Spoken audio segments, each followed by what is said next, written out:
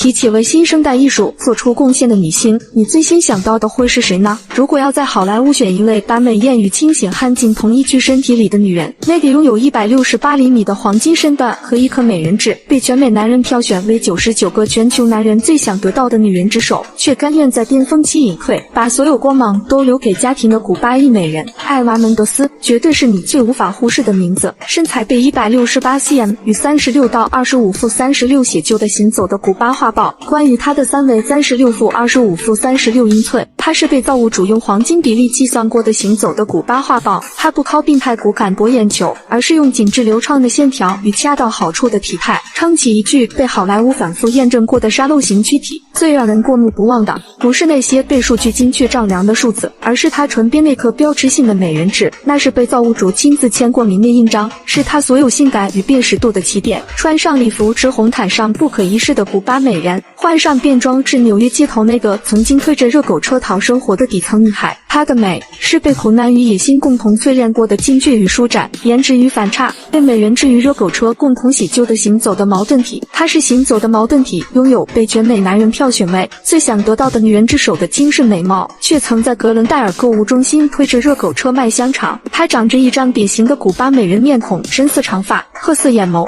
丰厚的双唇，配上那颗致命的美人痣，是标准的好莱坞蛇蝎美人模板。然而，当你问她最想被记住的是什么，她的回答是：我不希望性感成为我的定义性特征。我同样希望我的野心、意志、智慧和幽默感能够定义我。美貌是她最无害的伪装，亲情与野心才是她最锋利的底色。成名之路，从热狗车女孩到好莱坞古巴美人的破界之旅，她的成名路是从迈阿密的古巴移民社区开始的。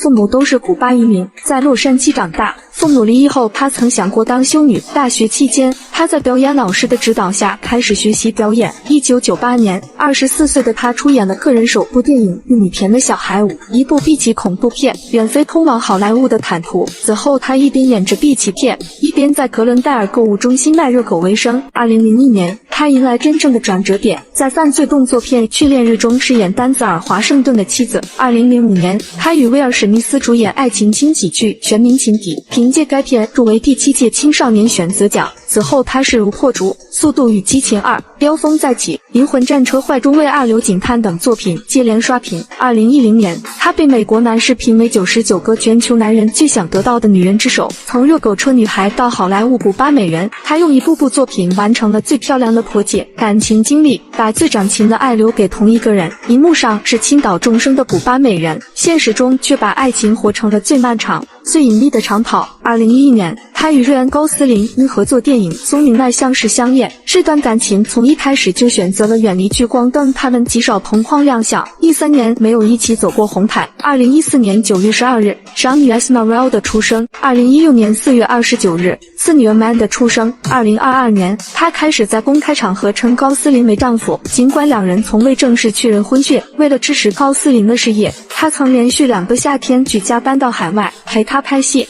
他说：我不是一个暴露癖者，但说实话，为了我的艺术，我几乎愿意做任何事，我会去那里。他把最滚烫的真心留给了荧幕，把最平静的温柔留给了那个让他甘愿在巅峰期隐退，把所有光芒都让给他的男人。真正的破戒不是靠天生的美貌吃一辈子，而是从推着热狗车的古巴移民女孩一路杀到好莱坞最想得到的女人的王座，再用一场长达13年的隐秘恋情和2次为人母的转身，把性感符号的标签亲手撕碎。168厘米是她被看见的刻度，全球最想得到的女人是她被记住的标签，但真正让她无法被替代的是那颗唇边美人之下藏着的敢于在巅峰期隐退，把光芒全部让给爱人的亲情与力量。